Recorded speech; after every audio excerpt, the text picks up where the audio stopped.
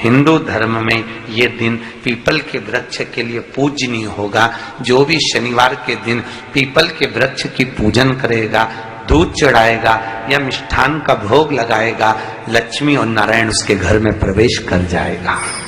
लक्ष्मी और नारायण उसके घर में प्रवेश करेगा। इसलिए नियम बनाया। कौन से दिन का? शनिवार। लक्ष्मी जी बोली, नारायण आपने तो एक दिन का वार लिख दिया। शंकर जी ने 7 वार बनाए हैं, रविवार, सोमवार, मंगल, बुध, गुरु, शुक्र और शनि। ये शिव जी ने बनाया। अब एक दिन आपने अपना बना लिया, बाकी के दिन अगर कोई इस पीपल के वृक्ष के नीचे आएगा और यहां तो दरिद्रता बैठी है, तो उसका क्या होगा? भगवान नारायण बोले, सुन दरिद्रता, तेरे से एक विनती है, अगर कोई भी मनुष्य इस पीपल के पेड़ के नीचे अगर 7 दिन में आता है और उसके हाथ में अगर कोई सामग्री होती है तो तू उसके घर में प्रवेश नहीं करेगी।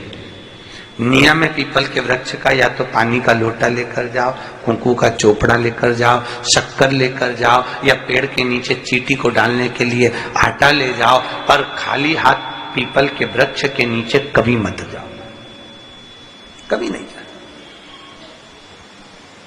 खाली हाथ जाओगे तो दरिद्रता तुम्हारे घर में प्रवेश करेगी। दरिद्रता उठकर खड़ी होकर बोली, नारायण तुमने अपनी मनमानी करी है, एक दिन मुझे भी मेरा चाहिए। भगवान ने कहा, बोल कौन सा दिन चाहिए?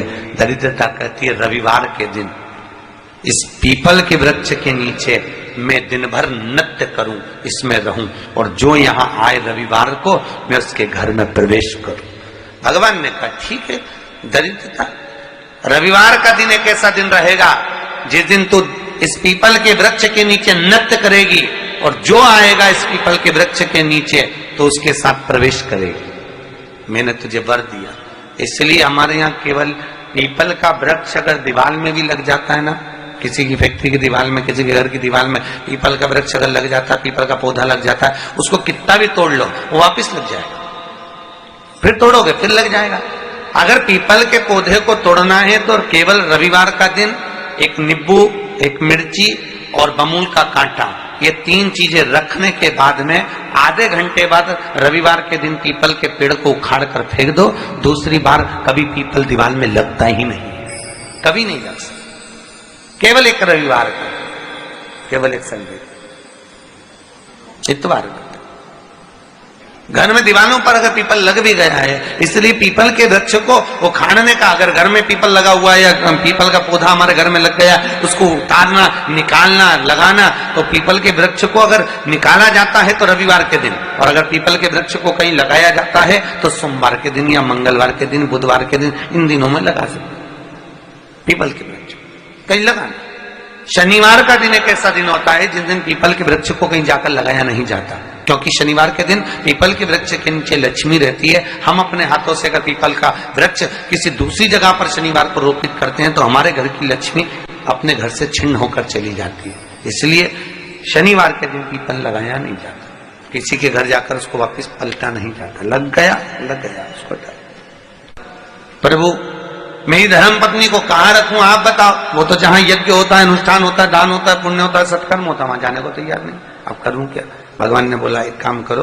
दुर्वासा जी बोले, जिसके यहाँ रात्रि में बर्तन झूठे पड़े रहते हो उसके घर में इस दरिद्रता को लेकर तुम प्रवेश कर जाना। जिसके यहाँ रात्रि में बर्तन झूठे पड़े हो वहां लेकर प्रवेश कर जाओ। दूसरी जगह दुर्वासा जी बोले, जो स्त्री घर में दोपहर के समय पर सो रही हो उसके घर में इसको लेकर प्रवेश कर जाइए। जो स्त्री दोपहर के समय में घर पर सो रही हो इस दरिद्रता को लेकर प्रवेश कर जाइए।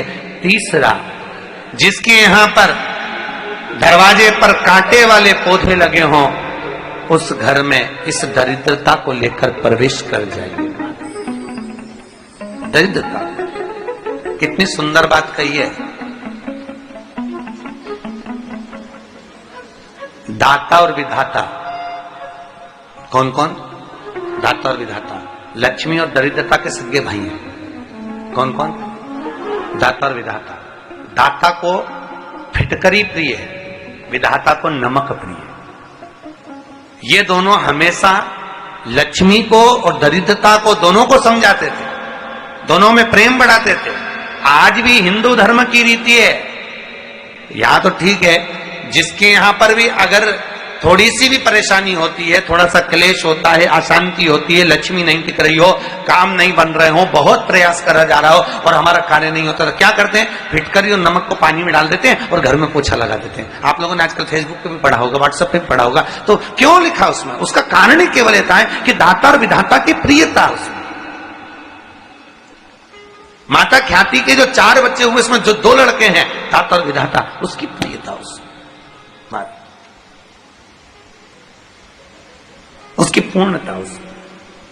अब दुर्वासा जी बोले अपनी धर्म पत्नी को वहां लेकर, जहां कांटेदार पौधे लगे हों वहां पर लेकर प्रवेश कर जाइए।